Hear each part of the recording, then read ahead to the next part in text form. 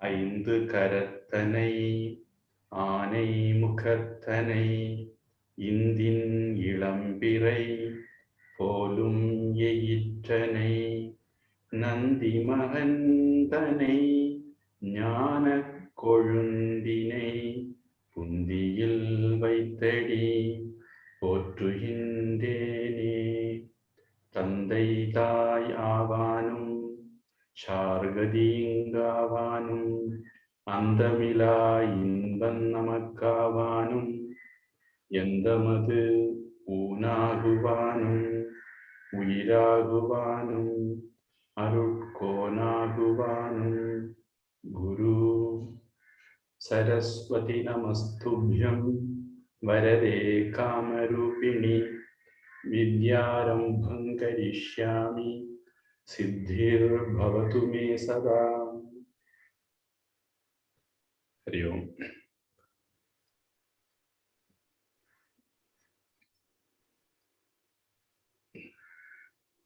மகாபாரதத்துல அந்த யக்ஷ பிரஷ்னம் விஷயம் பேசும்போது யுதிஷ்டிரர் மன்னிக்கணும், திருதராஷ்டிரர் சூத்தனே அப்படின்னு கூப்பிட்டு தான் அந்த டயலாக்கே ஆரம்பிக்கிறார். அந்த இடத்துல சூத்தனே அப்படிங்கிறது சஞ்சயனை குறிக்குது. எதுக்காக வேண்டியதை சொல்றேன் அப்படின்னா, சூத்தன் அப்படிங்கிற வார்த்தை அப்படி கெட்ட வார்த்தை ஒன்றும் கிடையாது. துரியோதனன் மாதிரிப்பட்டவங்க, கர்ணன் மாதிரிப்பட்டவங்க அப்படி எடுத்துக்கிட்டாங்க. ஆனா அது வந்து ஒரு தொழில் தேரோட்டி அப்படிங்கிறத குறிக்கிறது வார்த்தையை தவிர வேற எதுவும் இல்லை. அதை சொல்லி பஞ்சபாண்டவர்கள் பல சமயத்துல கர்ணனை கூப்பிட்டுருக்காங்க, நியாயமான காரணங்களுக்காக வேண்டி. ஏன்னா அந்த காலத்துல இருந்த வர்ண முறைப்படி க்ஷத்ரியர்களோட சூதர்கள் சமமாக பண்ண முடியாத காரியங்கள். அதனால அவங்க அந்த இதை சொல்றதுக்காக வேண்டி சொன்னாங்க. மற்றபடி எந்த விதமான கெட்ட எண்ணமும் அவங்களுக்கு கிடையாது. அது ஒரு தகவல். போன தடவை யக்ஷ பிரஷ்னத்துல இருந்து தர்மபுத்திரரை பத்தி விஷயங்கள் ஸ்பார்க் ஆயிட்டது. So we will get into that line. நாம பீமன், யுதிஷ்டிரன், கர்ணன், அர்ஜுனன் இவங்க எல்லாம் பார்த்தோம். தர்மரை கொஞ்சம் பார்த்துடுவோம். பொதுவா ஒரு கேரக்டர் ஸ்டடி பண்ணும்போது சிம்பத்தி, எம்பத்தின்னு ரெண்டு வார்த்தை ஆங்கிலத்தில் பயன்படுத்துவாங்க. சிம்பத்தி அப்படின்னா மற்றவர்கள் மேல நமக்கு ஏற்படக்கூடிய இரக்கம்னும், எம்பதி அப்படின்னா அவங்க இடத்துல நாம இருந்தா எப்படி ஃபீல் பண்ணுவோமோ அப்படி ஃபீல் பண்றதுன்னு விளக்கம் சொல்லுவாங்க. அது மாதிரி ஒரு கேரக்டரை பத்தி நாம ஜட்ஜ் பண்ணும் போதும் அவங்க இடத்துல நாம இருந்தா என்ன பண்ணுவோம் அப்படின்னு அனலைஸ் பண்ணா நான் நினைக்கிறேன் பல கேரக்டர்களை நம்மளால பெட்டரா புரிஞ்சுக்க முடியும். அதனால நாம் இன்னைக்கு தர்மர் கேரக்டரை அந்த மாதிரி தான் பார்க்க போறோம். இப்போ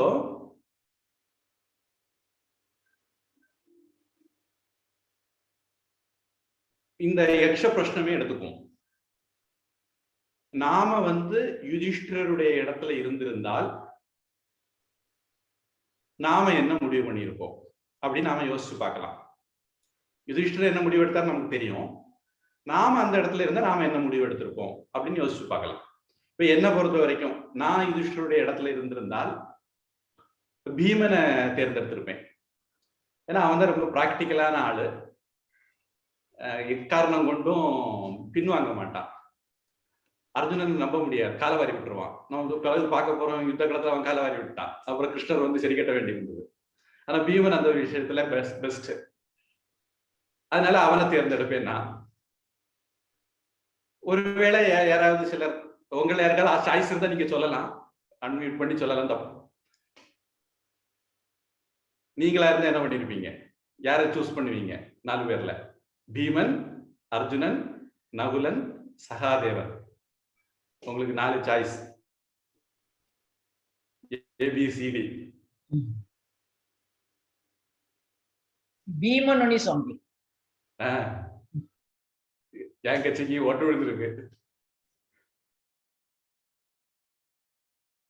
சில பேரு ஒருவேளை கொஞ்சம் ரேஷனலா திங்க் பண்றதா இருந்தா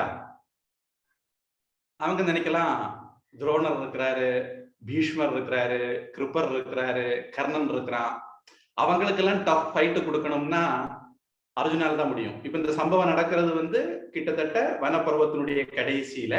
இனிமேல் அவங்க விராட பருவத்துக்கு போயிடுவாங்க. அர்ஜுனன் வந்து தேவலோகத்துக்கு போய் சம்பாதிக்க வேண்டியதெல்லாம் சம்பாதிச்சுட்டு வந்துட்டான். அதே மாதிரி அர்ஜுனன் சிவபெருமான் கிட்ட இருந்து வரம் வாங்கிட்டு வந்துட்டான். அந்த பாசுபதாஸ்திரம். பசுபதி, பசுன்னா நாம ஜீவர்கள் சைவ சித்தாந்தத்துல. பதி அப்படின்னா தலைவன், இறைவன். பசுபதி, பாசம் அப்படின்னு 3 விஷயங்களை சைவ சித்தாந்தத்துல சொல்லுவாங்க. அதுல பசுக்களாகிய நமக்கு, ஜீவர்களாகிய நமக்கு தலைவனாக இருக்கிறதுனால சிவபெருமானுக்கு பசுபதிநாத் அப்படின்னு பேரு, பசுபதினு பேரு. பசுபதியை வச்சு பசுபதிநாத்னு ஒரு இடம் கூட நேபாளத்துல இருக்கு. இன்னைக்கு அது சீனாவுடைய கைக்குள்ள போயிட்டு இருக்குதுன்னு நினைக்கிறேன். ஒரே இந்து நாடா இருந்த நாடு இன்னைக்கு அந்த நாடு இந்து நாடு இல்லைங்கிற மாதிரி ஆயிருக்குது. அங்க முக்திநாத் அப்படின்னு ஒரு இடம் இருக்கு. அந்த மாதிரி சில நிறைய நல்ல இடங்கள் இருக்கு நேபாளத்துல. கைலாஷ் போனோம்னா நேபாள் வழியா தான் போகணும், அப்படி நிலைமை இருந்தது. அங்க ஒரு பசுபதிநாத் கோவில் இருக்கு. அந்த பசுபதி உடைய அஸ்திரங்கிறதுனால பாசுபதம் அப்படிங்கிற பேர் வந்து. அது சும்மா ஒரு தகவலுக்கு. வையாக்கரணஸ்ய ஹிதம் தத்திதமாக பசுபதியிலிருந்து தத்திதமாட்டு பாசுபதம் வந்தது. அந்த பாசுபத அஸ்திரத்தை அர்ஜுனன் வாங்கியிருந்தான். இந்த மாதிரி சாதிக்க வேண்டியதெல்லாம் அர்ஜுனன் சாதிச்சு முடிச்சுட்டான். அதனால இப்போ அவன் வந்து ஒரு அன்இக்குவல், அன்மேட்சிங் வாரியர் ஆயிட்டான். அதனால அவனை தேர்ந்தெடுக்கலாம். ஏன்னா கண்டிப்பா யுத்தம் வரப்போகுது, யுத்தத்துல ஜெயிக்கணும். அதுக்கு பிராக்டிக்கலா யோசிச்சா அர்ஜுனன் ஒருவேளை பெட்டர் சாய்ஸா இருக்கலாம்னு நினைக்கலாம். அவனை எப்படியாவது பேசி சரி கட்டிக்கலாம், சண்டை போட வச்சுக்கலாம் அப்படின்னு நினைச்சா அர்ஜுனன் ஒரு சாய்ஸ். இங்க இருக்கிற யாராவது நாங்க வந்து நகுலனை எடுப்போம் அல்லது சகதேவனை எடுப்போம்னு சொல்லக்கூடியவங்க இருந்தா அவங்க அன்மியூட் பண்ணி சொல்லலாம்.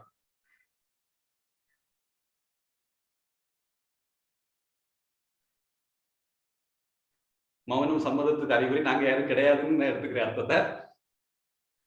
அப்போ நமக்கு இதுல இருந்து என்ன தெரியுதுன்னா, யுதிஷ்டிரருடைய போக்கு அலாதியானது, யுனிக்கானது. அவர் நம்மள மாதிரி யோசிக்கிற ஆள் கிடையாது. அவருக்கு யுத்தத்துல ஜெயிக்கிறத விட தர்மத்தை கடைபிடிக்கிறது முக்கியம். தர்மம் ஜெயிக்கிறது அவருக்கு முக்கியம் அப்படின்னு நமக்கு தெரியுது. இப்போ இதே மாதிரி அடுத்தது ஒரு சீன் நினைச்சு பார்ப்போம். பீமனுக்கு வந்து விஷம் கொடுத்து கொல்றாங்க. மறுபடி விஷம் கொடுத்து கொல்ல முயற்சி பண்றாங்க.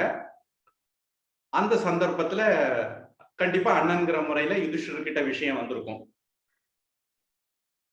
நானா இருந்தா யுதிஷ்டிர இடத்துல இருந்து என்ன பண்ணிருப்பேன்னா, பீமன் கிட்ட, மக்கா ராத்திரியோட ராத்திரியா போய் நம்ம தாத்தாவுக்கு எல்லாம் தெரியக்கூடாது, தாத்தா சித்தப்பாக்கு எல்லாம் தெரியக்கூடாது, ராத்திரியோட ராத்திரியா போய் 100 வேறையும் சட்னி ஆக்கிடு, வந்து ஒண்ணும் தெரியாம உறங்கிடு, காலை எழுதி பார்த்தா எங்களுக்கு ஒண்ணும் தெரியாதுன்னு சொல்லிடுவோம். போயிட்டு வந்து இது திருப்பி ஒரே சல்லியமா இருக்கு. சல்லியம்னா தொந்தரவு, மீண்டும் மீண்டும் வரக்கூடிய தொல்லைகள், ஒரே தொல்லையா இருக்கு. அதனால ஒரே அடியா இவங்கிட்ட இருந்து நம்ம தப்பிச்சுக்குவோம் அப்படின்னு நான் சொல்லியிருப்பேன். உங்கள யாருக்காவது வேற அபிப்பிராயம் இருந்தா சொல்லலாம். திருப்பி தம்பிய கொல்ல முயற்சி பண்றாங்க. அந்த தம்பி தான் அவங்களுக்கு அரணா இருக்கிறாரு, கோட்டையா இருக்கிறாரு, ஒரு பெரிய பில்லர் மாதிரி மலை மாதிரி இருந்து தடுத்துட்டு இருக்கிறாரு. இவங்க 4 பேர் உயிரையும் அந்த தம்பி தான் காப்பாத்திட்டு இருக்கிறாரு. அந்த தம்பிக்கு மீண்டும் மீண்டும் உயிருக்கு ஆபத்து விளைவிக்கப்படுது. இந்த நேரத்துல நாம அண்ணனா இருந்தா எப்படி முடிவெடுப்போம்? யுதிஷ்டிரர் ஒண்ணும் பண்ண வேண்டாம்னு முடிவெடுத்துட்டாரு. நாம யாராவது அப்படி முடிவெடுப்போமா? அதுவும் ஒரு பலமான தம்பியை வச்சுக்கிட்டு, சாதிக்க முடிஞ்ச தம்பியை வச்சுக்கிட்டு. பீமனை பொறுத்த வரைக்கும் பாருங்க, இந்த சமயத்துல ஒரு தடவை பாதாள லோகத்துக்கு போய் நாகலோகத்துல போய் போன்விட்டா பூஸ்ட் எல்லாம் குடிச்சிட்டு வந்ததோட சரி. பிறக்கும் போதே அவன் பலசாலி. அதுக்கு மேல எக்ஸ்ட்ராவா இந்த கிடைச்சது. அதுக்கு பிறகு மகாபாரத்ல பீமன் எக்ஸ்ட்ராவா பலம் சம்பாதிச்சு நம்ம எங்கேயுமே படிக்கல. அர்ஜுனனை பொறுத்த வரைக்கும் இது வரைக்கும் அவன் சோப்பலாக்கி தான். அதுக்கு பிறகுதான் அவன் நிறைய சம்பாதிச்சுக்கிட்டான். குருகுலத்துக்கு போன பிறகுல இருந்து நிறைய சம்பாதிச்சுக்கிட்டான். அப்படிப்பட்ட ஒரு தம்பி திரும்ப திரும்ப உயிருக்கு ஆபத்து விளைவிக்கப்படுது. நீங்களா இருந்தா என்ன பண்ணுவீங்க? தர்மபுத்தருடைய இடத்துல, யுதிஷ்டிரருடைய இடத்துல மன்னிச்சு விட்டுருவீங்களா?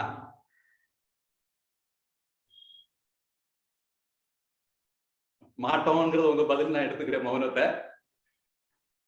இப்ப அடுத்தது, சரி அது தம்பிக்கு தானே, நம்மளையா கொல்ல வந்தாங்க அப்படின்னு நினைச்சிட்டு அவர் விட்டுருக்கலாம் அப்படின்னு யாராவது நினைச்சா, அரக்கு மாளிகையில இவங்க எல்லாரையும் வச்சு தீ வைக்கிறாங்க. தீ வைக்கணும்னு திட்டம் போடுறாங்க, தீ வச்சிருப்பாங்க. யுதிஷ்டிரர் இருந்ததுனால தகவல் தெரிஞ்சு மாற்று ஏற்பாடுகள் செய்யப்பட்டு தப்பிச்சுக்கிறாங்க. அவங்களுடைய அடிப்படை விஷயம் என்னன்னா, இவங்களை தீ வைக்கிறது தான். இவங்க செத்துருக்கத்தான் வேணும். விதுரர் இருந்ததுனால காப்பாற்றப்பட்டாங்க, சித்தப்பாவினால காப்பாற்றப்பட்டாங்க. இந்த கட்டத்துல தர்மபுத்திரனையும் சேர்த்து தீ வைக்க முயற்சி பண்றாங்க. விஷம் வச்சு கொல்றது ஆதத்தாயி. தர்மருக்கு தெரியும் ஆதத்தாயிகளை விசாரிக்காமலே கொல்லலாம். அவர் தர்மம் ரொம்ப தெரிஞ்சவர். அடுத்தது அரக்கு மாளிகையில தீ வச்சு கொல்ல முயற்சி பண்றாங்க. தீ வைக்கிறது ஆதத்தாயி பாவத்துல ஒண்ணு. தூங்கும் போது தீ வைக்கணும்னு நினைக்கிறாங்க. தூங்கும் போது கொல்றது ஆதத்தாயி பாவத்துல ஒண்ணு. இத்தனையும் தெரிஞ்சும் தர்மர் இந்த சம்பவத்துக்கு பிறகு என்ன பண்ணாரு? எதுவும் பண்ணல. நீங்களா இருந்தா தர்மரை மாதிரி இப்படி நடந்துக்குவீங்களா அப்படின்னு யோசிச்சு பாருங்க. அப்ப தர்மருடைய லைன் ஆஃப் திங்கிங் ரொம்ப யூனிக். அதாவது காம்ப்ரிஹெண்ட் பண்றது நமக்கு அவ்வளவு ஈஸியான வேலை இல்லை அப்படின்னு தெரிஞ்சுங்க. நானா இருந்தா என்ன பண்ணிருப்பேன்னா, எப்ப இளவரசர் ஆனனோ, இளவரசுக்கு எதிராக ஒரு இளவரசனை கொல்றதுக்காக ஒரு சதித்திட்டம் தீட்டப்படுதுன்னு இளவரசன் காதுக்கு வந்தா, நான் ஒரு இளவரசனா இருந்தேன். அந்த டைம்ல தர்மர் வந்து இந்த இளவரசன் உடனே ப்ரோக்ராமை கேன்சல், பாரநாவது ப்ரோக்ராமை கேன்சல் பண்ணிக்கிட்டு ரிட்டர்ன் வந்து திருதராஷ்டிரனை பிடிச்சு ஜெயில போட்டுக்கிட்டு, உனக்கு தெரியாம பக்க வரல எல்லாம் செய்யிருப்பாங்க, கூடவே அந்த 100 பேரை இப்படி ஜெயில போடுகிறான்னு சொல்லி பீஷ்மரை கண்டிப்பா எதுக்க போறது இல்லை. ஏன்னா அவரு சிம்மாசனத்துக்கு உரியவர். அதனால எவன் இதுல எல்லாம் சம்பந்தப்பட்டிருப்பான்னு சந்தேகம் இருக்கும். சந்தேகம் இருக்கிறவங்க எல்லாரையும் பிடிச்சு ஜெயில போட்டுக்கலாம். சிம்பிள். இளவரசர் செய்திருக்கலாம். பாண்டியனுடைய மகன், அவர் தான் பட்டத்துக்கு உரியவர். திருதராஷ்டிரன் வந்து காபந்து மினிஸ்ட்ரி, டெம்பரவரி கிங் தான், தூக்கி உள்ள போடுறது பெரிய விஷயமே இல்லை. அப்புறம் தர்மபுத்திரருக்கு பஞ்சபாண்டவர்களுக்கு நிறைய மக்கள் செல்வாக்கு இருந்தது. செய்யறது அது தர்மம் வேற, பண்ணிருக்கலாம். ஒருவேளை பீமன் தகவல் தெரிஞ்ச போது இப்படி சொல்லியிருப்பான்னு நினைக்கிறேன். நான் அதை வெரிஃபை பண்ணணும்.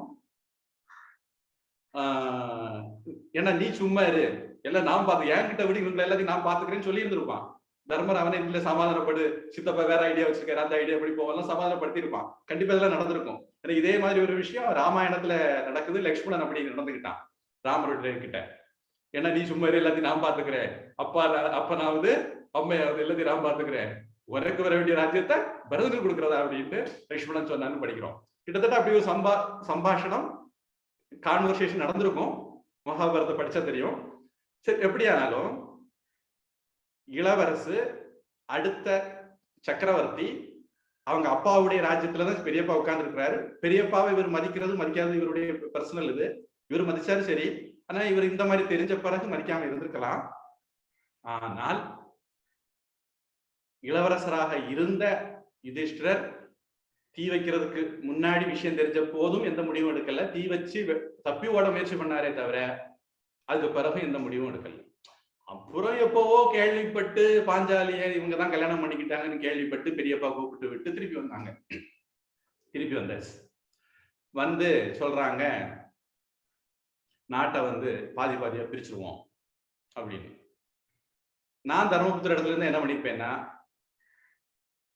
யாருப்பா நீ, யாருக்கு நாட்டை யாரு பங்கு வைக்கிறது, எங்க அப்பா சம்பாதிப்பான், நீ பங்கு போடுவியா அப்படின்ட்டு சொல்லியிருப்பேன். அது திருதராஷ்டிரா இருந்தா என்ன, இப்ப பீஷ்மரா இருந்தா என்ன. பீஷ்மர்ட்ட சொல்ல முடியாது, அவரு கொஞ்சம் சம்பாதிச்சாரு. ஆனா திருதராஷ்டிர கண்டிப்பா சொல்ல முடியும். கண்ணையில குருட்டு போய் எங்க அப்பாவுக்கு சிம்மாசனத்துல யாரையும் உட்கார்ந்துக்கிட்டு எனக்கு பங்கு போட்டு தரையா, பிச்சை போடுயா, எனக்கு நான் வேணா உனக்கு பிச்சை போடுறேன், சொல்லு உனக்கு எவ்வளவு நாடு வேணும், என்கிட்ட இருக்கிற நாட்டுல கொஞ்சம் உனக்கு தரேன், உன் பிள்ளைகளுக்கும் தரேன் அப்படின்னு சொல்லியிருக்க முடியும். ஆனா நானா இருந்தா சொல்லியிருப்பேன். தர்மபுத்திரர் அப்படி சொல்லல. சித்தப்பா பெரியப்பா சொன்னாரு, நீ அந்த காட்டை வச்சுக்கப்பான்னு. சரி சரி பெரியப்பா அப்படின்ட்டாரு. இந்த சம்பவம் நடக்கிற வரையிலும் யுதிஷ்டர் எந்த விரதமும் எடுக்கல. பெரியவங்க சொல்லபடியெல்லாம் நான் கேட்பேன், அண்ணன் மாதிரி சொல்லபடியெல்லாம் கேட்பேன்லாம் அவருக்கு விரதம் கிடையாது.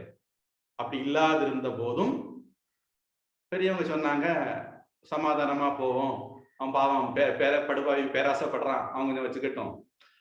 ஒருவேளை அவனுக்கு கொடுக்கறதா இருந்தா கூட என்ன பண்ணிருக்கணும், அஸ்தினாபுரத்தை தர்மபுத்திரருக்கு கொடுத்து வேற ஏதோ ஒரு பகுதியை தான் திருதராஷ்டிரனுக்கு கொடுத்துருக்கணும், அதாவது துரியோதன ஆதிகளுக்கு கொடுத்துருக்கணும். அவங்க அப்படியும் பண்ணல.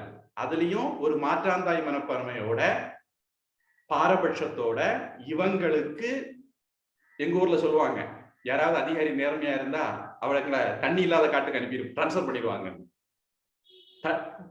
பனிஷ்மெண்ட் ஆட்டு. அத மாதிரி இவங்கள பனிஷ்மெண்ட் ஆட்டு காட்டுக்கு அனுப்பி விட்டாங்க, ஆளுறதுக்கு கொடுக்குறோம் அப்படின்ட்டு. அப்புறம் இவங்க போய் தேவதச்சன் மயன் அனுகிரகம் பண்ணிக்கணும், விஸ்வகர்மா அனுகிரகத்தால இந்திரபிரசத்தை உருவாக்கி, அதுதான் இன்னைக்கு பிராணி டில்லி, பழைய டில்லின்னு சொல்லப்படுது, ஓல்டு டில்லி அப்படின்னு சொல்லப்படுது. அதுக்கு பக்கத்துல இருந்த காண்டவனத்துல இருந்து உயிர் பிழைச்சு வந்த மயனுடைய அனுகிரகத்தால அந்த சபையும் நிர்மாணிச்சாங்க. அந்த சமயத்துலதான் அந்த மயன் தான் அர்ஜுனனுக்கு தேவதத்தம் அப்படிங்கிற சங்கு கொடுக்கிறாரு. அது மாதிரி பீமனுக்கு அந்த கதையும் கொடுக்கிறாரு. சரி, என்ன சொல்ல வரேன், யுதிஷ்டிரர் தனக்கு தரப்பட்ட பனிஷ்மெண்ட் மாதிரி, தண்டனை மாதிரி தரப்பட்ட இடத்த வாங்கிக்கிட்டு மறுபேச்சு பேசாம போயிட்டார். நீங்க யாராவது யுதிஷ்டிர இடத்துல இருந்திருந்தா உங்களுக்கு உரிய இடத்த, உங்க அப்பா சம்பாதிச்ச இடத்த விட்டுக்கிட்டு போயிருப்பீங்களா அப்படின்னு யோசிச்சு பாருங்க. அப்புறம் ராஜசூய யாகம் பண்றாரு. பண்ணும்போது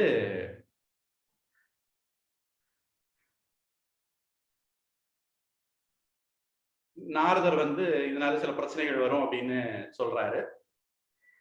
அதற்கு பிறகு சிசுபாலன் வதம் எல்லாம் நடக்குது. நான் நினைக்கிறேன் இந்த சபாபர்வம் முழுக்கவே நான் கொஞ்சம் விலாவாரியாவே சொல்லிடுவேன்னு நினைக்கிறேன். ஏன்னா நான் பிறகு சொல்றேன் நிறைய கதைகள் எல்லாம் இந்த சபாபர்வத்துல வர்றதுனால நாம முழுக்க அதை பார்த்துடுவோம். இப்போதைக்கு சும்மா தகவலுக்கு மட்டும் சொல்றேன். இந்த ராஜசூய யாகத்துல சிசுபாலனுடைய வதம் நடக்குது. முடிஞ்ச உடனே அவரு வியாசத்தை கேட்கிறாரு, இதோட நாரதர் சொன்ன அசம்பாவிதெல்லாம் முடிஞ்சு போச்சுதா, இல்ல இன்னும் ஏதாவது மிச்சம் மீதி இருக்கா அப்படின்னு கேட்கிறாரு. அப்ப வியாசர் சொல்றாரு, இல்ல உனக்கு பிறகு ஒரு கனவு வரும். அந்த கனவுல 13 வருஷம் கழிச்சு அந்த கனவுல சிவபெருமான் ரிஷபத்தின் மேல, காளையின் மேல ஏறி தெற்கு பார்த்து போயிட்டே இருப்பார். அப்படி ஒரு கனவு வந்ததுன்னா தெரிஞ்சுக்கோ, இந்த யுத்தம் நடக்க போகுது, எல்லாம் முடிய போகுது, பிரச்சனைகள் எல்லாம் முடிய போகுதுன்னு தெரிஞ்சுக்கோ அப்படின்னு. அப்போ யுதிஷ்டர் என்ன முடிவு பண்றாருன்னா, சரி தம்பிகளை கூப்பிட்டு, இந்தாப்பா நீங்க எல்லாத்தையும் வச்சுக்கோங்க, என்னாலதான் பிரச்சனை வரும், குடும்பம் அழிஞ்சு போகும்னு சொல்லிக்கிட்டு நாரதர் சொல்லியிருக்கிறாரு, நம்ம தாத்தாவும் அதை உறுதிப்படுத்துறாரு வியாசர். அதனால நான் எங்கேயாவது போய் செத்து போய் தொலைஞ்சிடுறேன், எதுக்கு என்னால நிறைய பேர் சாகணும், இப்படியே நான் சாக போறேன்னு தர்மர் சொல்றாரு. அதனால நீங்க பாத்துக்கங்கப்பா அப்படின்னு தம்பிகள்கிட்ட பொறுப்பை கொடுத்துட்டு கிளம்ப தயாராயிட்டார். அப்புறம் அர்ஜுனன் தான் அவரை பிடிச்சி சமாதானப்படுத்தி, உட்காரண்ணா, இல்ல நம்ம பாத்துக்கலாம், நாங்கெல்லாம் அவங்க கூட இல்லையா, தம்பியுடைய படைக்கு அடிச்சான், நாங்கெல்லாம் அவங்க கூட இருக்கோம், அதெல்லாம் நீ இருக்கு, கவலைப்பட நீ இரு அப்படின்னு சொல்லி சமாதானப்படுத்தி உட்கார வச்சாங்க. அப்போ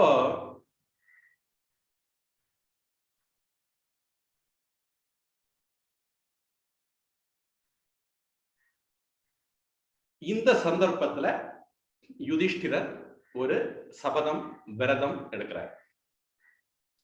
இன்னைக்கு முதல் நான் 13 வருஷ காலம் என்னுடைய சகோதரர்களையோ மற்ற அரசர்களையோ கடிந்து பேச மாட்டேன். என் குலத்துல உள்ளவங்களுடைய பெரியவங்களுடைய கட்டளையில அனுசரிச்சு நடப்பேன். ஏன்னா பொதுவா ஒரு வீட்டுல ஏன் பிரச்சனை வருது, ஒரு இடத்துல ஏன் பிரச்சனை வருதுன்னா, நாம யாரையாவது கடிஞ்சு பேசணும், கோபத்துல பேசணும், அப்ப பிரச்சனை வரும். இல்ல அவங்க சொன்னதை நாம கேட்காம இருக்கணும், அப்ப பிரச்சனை வரும். இந்த ரெண்டையும் நான் தவிர்க்க போறேன். யாரு என்ன சொன்னாலும் ஆமான் சாமி பூம் பூம் மாடு மாதிரி தலையாட்டிட்டே இருக்க போறேன்.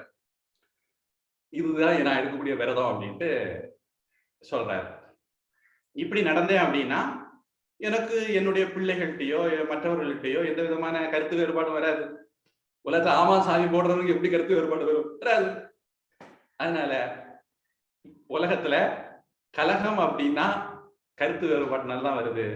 கருத்து வேறுபாடு இப்படி தவிர்த்துட்டோம் அப்படின்னா பிரச்சனையே வராது. அதனால நான் மற்றவர்களுடைய பழிக்கும் ஆளாக மாட்டேன், குலத்தை அழிச்ச பழிக்கும் ஆளாக மாட்டேன் அப்படின்ட்டு யுதிஷ்டிரர் விரதம் எடுக்கிறார். இந்த விரதம் நம்ம ஞாபகம் வச்சிருக்க வேண்டிய ஒரு விரதம். இந்த விரதம் தான் பின்னாடி அவருக்கு பிரச்சனை உண்டு பண்ணுது. இதே மாதிரிதான் பீஷ்மர் ஒரு விரதம் எடுக்கிறார் அப்பாவுக்காக வேண்டி. நான் இனி திருமணம் பண்ண மாட்டேன் அப்படின்னு விரதம் எடுக்கிறார்.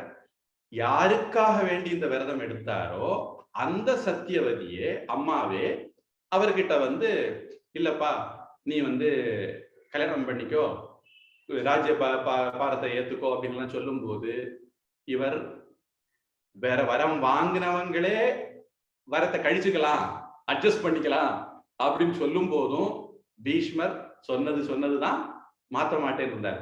பீஷ்மர் மட்டும் ஒருவேளை அவருடைய கொடுத்த வாக்க சூழ்நிலை அனுசரிச்சு மாத்துறதுக்கு தயாரா இருந்தாருன்னா, பாவம் இந்த அம்பா போய் முருகண்ட தபஸ் பண்ணி மாலை வாங்கியிருக்க மாட்டா, சிவருமாண்ட தபஸ் பண்ணி அடுத்த பிறவி சிகண்டியா வாங்கியிருக்க மாட்டா, அப்புறம் யுத்த காலத்துல வந்து எதுக்கு நின்று இவருக்கு உயிரையும் பறிச்சிருக்க மாட்டா. பீஷ்மர் அப்பவே பரமாது ஒண்ணா இவ்வளவு அழகான பொண்ணு வந்து நான் உன்னை கொன்னதான் கெட்டிக்குவேன்னு வழி கிடையாது காலில் கிடக்கும் போது எதுக்கு கெட்டாம இருக்கணும்னு சொன்னாருன்னா அவருக்கு பிரச்சனை தீர்ந்திருக்கும். இல்ல அம்மா சொன்ன போது கேட்டிருந்தாருன்னா அந்த அரியணையில அவரு உட்கார்ந்து இருப்பாரு, தர்மப்படி நடந்திருந்திருப்பாரு, எல்லாமே ஸ்மூத்தா போயிருக்கும். அவருடைய வார்த்தையை மாத்த மாட்டேன்னு சொன்னதுனால, மீதி எல்லா தர்மத்தை விட என்னுடைய வாக்குதான் பெரிய தர்மம்னு சொன்னதுனால அவரு மேற்கொண்டுள்ள பிரச்சனைகளுக்கெல்லாம் காரணமான. அதனால சில பேர் இருக்கிறாங்க, மகாபாரத பிரச்சனைக்கு முழுக்க முழுக்க ஆணி வேறு பீஷ்மர் தான் அப்படின்னு வாதம் பண்றவங்க. பட்டிமன்றத்துல பேசுறதுக்கு நல்லாவும் இருக்கும், உண்மையும் தான். இப்ப ராமருடைய விஷயத்துலயும் அப்படித்தான். அவரு மட்டும் சரி பரதன் நாட்டை கொடுத்தாச்சு, பரதன் திரும்பி வரான் வந்து, என்ன எங்க அம்மா தெரியாம கேட்டுட்டா, நான் சொல்றேன் என்ன திரும்பி வா அப்படின்னு கூப்பிட்டான். எந்த பரதனுக்கு நாடு கொடுத்துருக்கோ அந்த பரதனை எனக்கு நாடு வேண்டாம் நீயே வந்து உட்கார்ந்துக்கும் சொல்லியாச்சு. ராமர் என்ன பண்ணணும், உலகத்துல யாரும் அவரை படிக்க போறது இல்லை இதனால. சரி சரி சரி தம்பி, நீ சொன்னா குறை கேட்காம இருப்பேன், ஒன்னப்பாரு பிரியமான தம்பியை பார்க்க முடியுமா, சரி வா 2 பேரும் சேர்ந்தே போவோம் அப்படின்ட்டு அயோத்திக்கு வந்திருக்கலாம், பட்டத்தை ஏற்றிருக்கலாம். தசரதர் உட்பட அதுதான் விரும்பினாரு. கைகையும் இப்ப மனசு மாறியாச்சு, அவளும் எதுக்க போறது இல்லை. ஆனா ராமர், அப்பா உயிரோடு இருக்கும்போது வாக்கு கொடுத்துட்டேன், அப்பா வாக்க காப்பாத்த வந்துட்டேன், பித்ரு வாக்கிய பரிபாலனம், தந்தை சொல் மிக்க மந்திரம் இல்ல, சாப்டர் அப்பவே முடிஞ்சு போச்சு, இனிமேல் அதுல ஒரு ரீதிங்கிங்க்கு இடமே இல்லை. அதனால மற்ற ராமாயண காட்சிகள் நடந்தது நாம பாக்குறோம். இதே மாதிரி தர்மரும் அந்த சபையில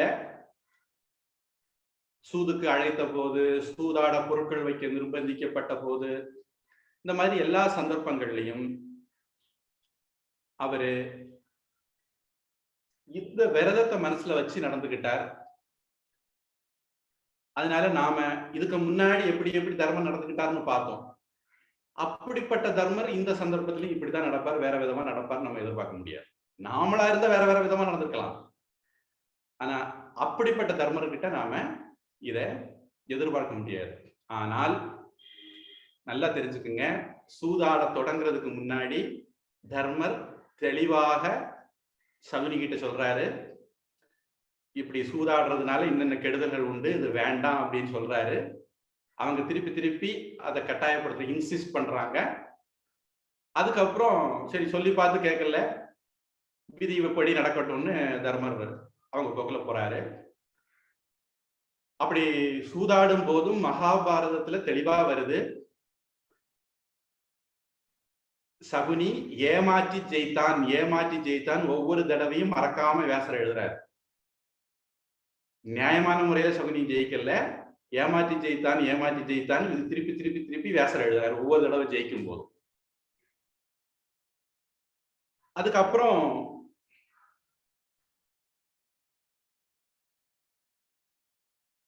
இன்னும் ஒரு சம்பவம் சொல்லலாம்னு நினைக்கிறேன். கடைசியில இவங்க மகாபாரத யுத்தம் முடிஞ்சு ஆட்சியில வந்து உட்கார்ந்து ஒரு 36 வருஷம் ஆட்சி பண்ணி கலியுகம் தொடங்குது அப்படின்னுங்கிறத தெரிஞ்சுக்கிறாங்க. இன்னைக்கு 5121 வருஷத்துக்கு முன்னாடி நடந்த கதை இருக்கு. இது இன்னைக்கு அஸ்ட்ராலஜிக்கலா நிரூபிக்கவும் செய்துட்டாங்க.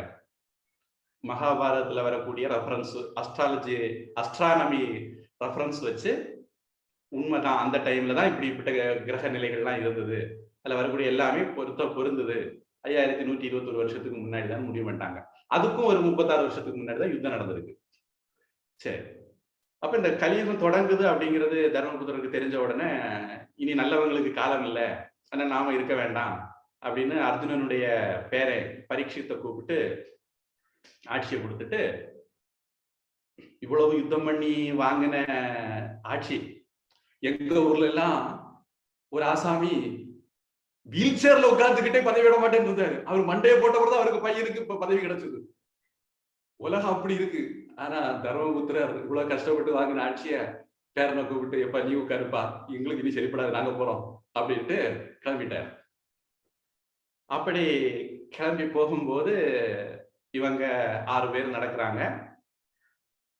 கூட ஒரு நாயும் நடக்குது. சொர்க்கத்துக்கு போயிட்டே இருக்கிறாங்க. நகுலன் இறக்குறாரு, சகதேவன் இறக்குறாரு, நகுலன் இறக்குறான், அர்ஜுனன் இறக்குறான், பீமன் இறக்குறான், பாஞ்சாலி இறக்குறாங்க. நான் நினைக்கிறேன் அந்த வரிசையில பாஞ்சாலி தான் முதல்ல இறக்குறதுன்னு நினைக்கிறேன்.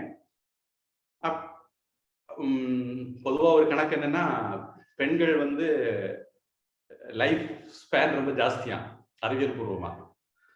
அது வந்து கடவுள் அவங்களுக்கு கொடுத்த கிஃப்டா. ஆனா நான் நினைக்கிறேன் மகாபாரதத்துல பாஞ்சாலி முதல்ல இருந்தான்னு நினைக்கிறேன். அப்ப அதுக்கு பீமன் அப்பப்ப கேட்கிறான் அண்ணன் கிட்ட, ஏன் அவ இறந்துட்டா, ஏன் சகதேவன் இறந்துட்டான், ஏன் நகுலன் இறந்துட்டான். அதான் சொர்க்கத்துக்கு போயிட்டு இருக்காங்க, இவங்க எல்லாம் வழியிலேயே டிராப் ஆகுறாங்க. விக்கெட் 1 டவுன் 2 டவுன் மாதிரி. கடைசியில பீமன் தான் இறக்கும்போது அது மாதிரி கேள்வி கேட்கிறான். தர்மர் எல்லாத்துக்கும் பதில் சொல்றாரு. என்ன ஏதுங்கிறது பிறகு ஒரு சந்தர்ப்பம் பார்க்க முடிஞ்ச பார்த்துப்போம். அப்போ தர்மரும் நாயும் மட்டும் மிச்சம். 6 + 1 நாய் 7ல தர்மரும் இந்த நாயும் மட்டும் மிச்சம். அப்போ விண்ணுலகத்துல இருந்து தேவலோகத்துல இருந்து ரதம் வருது. தர்மபுத்திரர் சொல்லுவாங்க, வாங்க சொர்க்கத்துக்கு போவோம் அப்படின்னு. தர்மபுத்திரர் சொன்னாரு, என் கூட இந்த நாயும் இவ்வளவு தூரம் வந்துட்டு இருக்கு, அதனால அதையும் கூட்டிட்டு போவோம் அப்படின்னு. இல்ல இல்ல, உங்களுக்கு மட்டும்தான் டிக்கெட் என்ட்ரன்ஸ் டிக்கெட் கொடுத்துருக்காங்க, நாய்க்கு டிக்கெட் கொடுக்கல, நீங்க மட்டும்தான் வர முடியும் அப்படின்னு. தர்மபுத்திரர் சொல்றாரு, சரி அப்படின்னா நானும் வரல, நாய் வரலைன்னா நானும் வரல, நீங்க போயிட்டு வாங்க, டிக்கெட்டை வாபஸ் கொடுத்துருங்க அப்படின்ட்டாரு, ரிட்டர்ன் பண்ணிருங்க அப்படின்னு. அப்புறம் அந்த நாய் தன்னுடைய சுயரூபத்தை எடுத்தது. எப்படி யக்ஷ பிரஷ்னத்துல யக்ஷன் தர்ம தேவதை யம தர்மராஜா சுயரூபத்தை எடுத்தாரு, அதே மாதிரி இந்த நாய் சுயரூபத்தை எடுத்தது. அது யம தர்மராஜா, தர்ம தேவதை. ஆனாலும் மக்கா, இந்த உலகத்துல வந்து எவனாலும் கெட்டு போவான், நீ மட்டும் எப்படி இப்படி கெட்டு போகாம தங்க கம்பி மாதிரியே இருந்துட்ட அப்படின்ட்டு யம தர்மராஜாவே பையனை பாராட்டி சொர்க்கத்துக்கு கூட்டிட்டு போனாரு அப்படின்னு அந்த கதை போகுது. இப்படி தர்மபுத்திரர் பல சமயங்கள்ல பரீட்சித்து பார்க்கப்பட்டிருக்காரு. எப்பவுமே அவரு எக்ஸாம்ல ஃபர்ஸ்ட் மார்க்ல தான் வந்திருக்காரு, தோத்ததே இல்லை. இப்படிப்பட்ட தர்மர் நமக்கு தெரியும், வேற எந்த சந்தர்ப்பத்திலையும் நாம தர்மரை போல வாழ முடியாது. நம்முடைய கால்குலேஷன் வேற, அவருடைய கால்குலேஷன் வேற. அவருக்குன்னு ஒரு கால்குலேஷன் இருந்தார், அவர் அந்த பாதையில போயிட்டே இருந்தார். பொதுவா பெரியவர்கள் எல்லாம் பாராட்டக்கூடிய பாதையும் அதுதான். அதனால இப்படிப்பட்டவர் தர்மர். இதோட மகாபாரதத்தின் இடத்துல நிறுத்திக்குவோம். அடுத்தது நாம சம்ஸ்காரம் பாடத்தை தொடருவோம். அதுக்கு முன்னாடி ஒரு சின்ன ஜிஸ்ட் கொடுத்துடலாம்னு நினைக்கிறேன். இந்த கதையில இருந்துல நாம என்ன தெரிஞ்சுக்கிறோம் அப்படின்னா, யுதிஷ்டிரர் வந்து ஒரு தாய் உள்ளம் கொண்டவர். பொதுவா அம்மா வந்து குழந்தைகள்கிட்ட குறைகள் இருக்கும், தவறுகள் பண்ணும், ஆனா மன்னிச்சு ஏத்துக்குவாங்க. அதுதான் தாய். விவேகானந்த சாமி வாழ்க்கையில் நம்ம பார்க்கிறோம். அவர் ஒரு ராஜா வீட்டுல தங்கி இருந்த போது அந்த ராஜா விவேகானந்த சாமிக்காக வேண்டி ஒரு டான்ஸுக்கு ஏற்பாடு பண்ணியிருந்தார். விவேகானந்த சாமி அதெல்லாம் நான் சன்னியாசி டான்ஸ் எல்லாம் பார்க்க வரமாட்டேன்னு போய் ரூம்ல மூடிக்கிட்டு உட்கார்ந்துக்கிட்டாரு. அப்ப அந்த டான்ஸ் ஆட வந்த அம்மா விவேகானந்த சாமி பார்க்க போறாருன்னு நினைச்சு சந்தோஷத்தோட வந்திருந்தாங்க. விவேகானந்த சாமி இப்படி வரமாட்டேன்னு சொல்லிட்டாருன்னா அந்த அம்மாவுக்கு ஒரு ஆதங்கம். அந்த ஆதங்கத்தை அவங்க அந்த டான்ஸ் ஆடும்போது பாட்டு பாடி வெளிப்படுத்துறாங்க. சூரதாஸ்னு ஒரு பெரிய கிருஷ்ண பக்தர் இருந்தார். அவருடைய ஒரு பாடலை பாடி அந்த அம்மா ஆடுறாங்க. கல் என்னமோ ஒண்ணுதான், ஆனா ஒன்ன படியா வைக்கிறாங்க, ஒன்ன விக்கிரகமா வைக்கிறாங்க. படியா வச்சா மிதிக்கிறாங்க, விக்கிரகம் வச்சா கும்பிடுறாங்க. எப்படி ஆதிசங்கரர்கிட்ட சண்டாளன் போய் லீல பண்ணாரு, அத மாதிரி நடக்குது. அது என்ன கதை உங்க மதத்தை கேட்டு தெரிஞ்சுக்கீங்க. அப்போ இந்த அம்மா இப்படி பாடுறாங்க.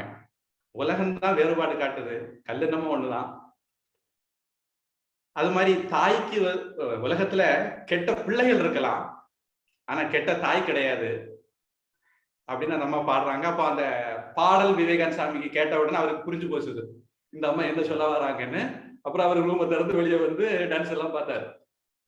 விவேகானந்த சாமியுடைய அனுகிரகம் அந்த அம்மாவுக்கு கிடைச்சது. திருக்குறள்ல கூட வரும், இன்னா செய்தார்க்கும் இனியவே செய்யாக்கால் என்ன பயத்ததோ சால்பு. இன்னா செய்தாரை ஒருத்தல் அவர் நாண நன்னயம் செய்து விடல். பார்த்தோம் நாம. துரியோதனை பிடிச்சு வச்சுக்கிட்டாங்க. இவ்வளவு அநியாயம் பண்ண துரியோதனை காப்பாத்துறதுக்கு தம்பிகளெல்லாம் அனுப்பினாரு யுதிஷ்டிரர். அப்போ யுதிஷ்டிரர்கிட்ட நம்ம பாக்குறோம் ஒரு தாய் உள்ளத்தை பாக்குறோம். அவருடைய மொத்த கேரக்டருக்கும் ஒரே பாயிண்ட்ல முடிக்கணும் அதை சொல்லிடலாம். இருந்தாலும் வேற பல ஆங்கிள் சொல்ல முடியும். விட்டு கொடுக்கிற ஒரு சகோதரர்களுக்காக வேண்டி, அது கூட பிறந்தவங்களா இருந்தாலும் சரி, பெரியப்பாக்களுக்கு பிறந்தவங்களா இருந்தாலும் சரி, சகோதரர்களுக்காக விட்டு கொடுக்கிற தன்மையை நம்ம பல இடங்கள்ல பாக்குறோம். பெரியவர்களுடைய சொல் கேட்கிறவரா இருக்கிறாரு அப்படிங்கறத பல தர்மமோ அதர்மமோ பெரியவங்க சொன்னா கேட்டுக்கிறது அப்படின்னு இருந்திருக்காரு. நல்லவர்களோ கெட்டவர்களோ அவங்கள சமமாக நடத்தக்கூடிய ஒரு பரந்த மனப்பான்மையை அவர்கிட்ட பார்க்க முடியுது. பேராசை கிடையாது. ஜராசந்தனை கொண்டாதான் ராஜசூயாக நடத்த முடியும் கிருஷ்ணன் சொல்றாரு. எதுக்கு போய் மத்தவங்களை எல்லாம் கொண்டுகிட்டு நான் இப்படி சோட்டா ராஜாவாவே இருந்துக்கிறேன், சாம்ராட்டா வேண்டாம் அப்படிங்கிறாரு. அப்புறம் கிருஷ்ணன் தான் அவரை சமாதானப்படுத்தி ஜராசந்தன் வதைக்கு பீமனி அப்படின்னு கூட்டிட்டு போக வேண்டி வந்தது. நான் இன்னும் பெரிய சக்கரவர்த்தி ஆகணும், என்னுடைய தம்பிமாரெல்லாம் பெரிய தர்மசாலிகள், அதனால இந்த உலகத்தையே காலடியில வைக்கணும், இந்த மாதிரி சீனாக்காரன மாதிரி எண்ணெல்லாம் தர்மராஜாவுக்கு கிடையாது. பயோ வார் பண்ணியாவது உலகத்தை என் காலடியில கொண்டு வரணும்னு அவன் நினைக்கிறான். அந்த மாதிரி எல்லாம் தர்மராஜா கிடையாது, பேராசையே கிடையாது. அது மாதிரி சகோதரர்களை எப்படி நடத்தினாரோ அப்படித்தான் மனைவியை நடத்தினார். தன்னை எப்படி நடத்தினாரோ அதே மாதிரிதான் சகோதரர்களை நடத்தினார். ராமர் விஷயம் செய்தது மாதிரி நம்ம ராமாயணம் பார்க்கும்போது அதை பார்ப்போம். அந்த ராமாயணம் மகாபாரதத்துக்குள்ளே வருது. அப்பவே ராமாயணத்தையும் பார்த்துருவோம். சபா பருவத்திலே அதெல்லாம் வருது. அப்போ நீங்க பாருங்க, சகோதரர்கள் அடமானம் வச்சாரு. நம்மளா இருந்தா என்ன பண்ணிருப்போம், சரி தம்பி வரலாம் போய் தொலைஞ்ச நம்மளா தப்பிச்சுக்குவோம் அப்படின்ட்டு சூதாட்டம் எடுத்து விட்டு ஓடி போயிருக்கலாம் திரௌபதியும் கூட்டிக்கிட்டு. அவர் தன்னையும் வச்சார். தன்னை வச்சது மாதிரி தன்னுடைய மனைவியும் வச்சார். அவரை பொறுத்த வரைக்கும் சகோதரர்கள் மனைவி தான் யாருக்கும் எந்த வேறுபாடையும் அவர் காட்டல. அவர் ஒருவேளை திரௌபதியை வச்சாரு தன்னை வைக்கல, சகோதரர்களை வச்சாரு தன்னை வைக்கலன்னா நாம அந்த இடத்துல அவரை ஆக்ஷேபிக்கிறதுக்கு குற்றவாளி கொண்டு நிறுத்துறதுக்கு ஒரு இடம் உண்டு. ஆனா அவர் அப்படி பண்ணல அப்படிங்கிறத நம்ம பார்க்கிறோம். இதே மாதிரி ராமர் சீதையை எப்படி நடத்தினாரோ அதே மாதிரிதான் லட்சுமணனையும் நடத்தினார். லட்சுமணன் எப்படிப்பட்டவன் நமக்கு தெரியும். நம்ம அந்த கதை வரும்போது அதை விவரிச்சு சொல்றேன். அதனால சீதையை ஒரு 2ஆம் தரமா நடத்தினாரு, லட்சுமணனை ஸ்பெஷலா நடத்தினாருன்னு பார்க்கவே முடியாது. அது ராமருடைய தர்மத்தை அனுஷ்டிக்கிற போக்கு. ராமோ விக்கிரகவான் தர்மக அப்படின்னு இருக்கு. திருவள்ளுவர் கூட அறவாழி அந்தணன் தாழ் சேர்ந்தார் கல்லால், அறத்தினுடைய சொரூபமாக இருக்கிறவர் தான் கடவுள் அப்படிங்கிறார். அப்படி தர்மத்தை கடைபிடிச்சவங்களாக ராமர் தர்மரை நம்ம பார்க்க முடியுது. பீஷ்மரையும் அப்படித்தான் பார்க்க முடியுது. அது மாதிரி தனக்கு கெடுதல் வந்தாலும் பரவாயில்ல, தர்மத்துக்கு கெடுதல் வந்துடக்கூடாதுன்னு நினைக்கிறத நம்ம பார்க்க முடியுது. அதனாலதான் அவரு தம்பிகளை யக்ஷன்ட்ட இருந்து மீட்டுட்டு வர்றாரு. என்ன அர்த்தத்துல சொல்றேன்னா, அவர் தர்மவானா இருந்ததுனால யக்ஷன் ஒரு தம்பியை கொடுக்க வேண்டிய இடத்துல 4 தம்பியும் திருப்பி கொடுத்தான். ஒருவேளை நம்மள மாதிரி பீமனை கேட்டிருந்தா பீம மட்டும் தான் கிடைச்சிருப்பான். ஆனா யுதிஷ்டிரர் தர்மவானா இருந்து நகுலனை கேட்டதுனால யக்ஷன் மகிழ்ந்து உனக்கு இலவச இணைப்பு மூடனை வச்சுக்கோ அப்படின்ட்டு ஃப்ரீ கிஃப்ட் கொடுத்துட்டாரு. அதனால தர்மம் தான் அந்த இடத்துல அவருக்கு தம்பி அத்தனை பேரையும் மீட்க வச்சது. அதனால தர்மத்தை காப்பாத்துறதுக்கு தனக்கு கெடுதல் வந்தாலும் பரவாயில்லைன்னு அவர் எப்பவுமே நினைச்சார். அது மாதிரி அவர்கிட்ட ஒரு கன்சிஸ்டன்சியை பார்க்க முடியும், ப்ரெடிக்டபிலிட்டியை பார்க்க முடியும், ஜெனரஸ்னஸை பார்க்க முடியும், லவ், ஃபர்கிவிங், இதெல்லாம் ஏற்கனவே சொன்னதான் இங்கிலீஷ்ல சொல்றேன், கன்சிஸ்டன்சி மட்டும் புதுசாக சொல்றேன். அப்போ இந்த ப்ரெடிக்டபிலிட்டி விஷயம் ஏற்கனவே துரியான விஷயத்துல சொல்லிட்டேன். இவங்க எல்லாம் இப்படிதான் இருப்பாங்க, இப்படிதான் நடப்பாங்கன்னு அவன் துல்லியமா கணக்கு போட்டு காய் நடத்திட்டு இருந்தான். மகாபாரத யுத்தம் வர்ற வரைக்கும் அவனுடைய காய் நகரத்தில் சரியா போயிட்டு இருந்தது அப்படிங்கிறத நான் ஏற்கனவே சொல்லியிருக்கிறேன். அது மாதிரி இப்ப நாம தர்மபுத்தருடைய இடத்துல இருந்திருந்தா அந்த டோர்னமெண்ட் நடக்கும்போது கர்ணன் உள்ள வரான், அர்ஜுனன் பெரிய ஆளா நானும் பெரிய ஆள் தான் சொல்ல வரான். துரியோதனன் அவனுக்கு அங்க தேசத்தை கொடுக்குறான். கொடுக்கும்போது நான் யுதிஷ்டருடைய இடத்துல இருந்து என்ன பண்ணி சொல்லியிருப்பேன்,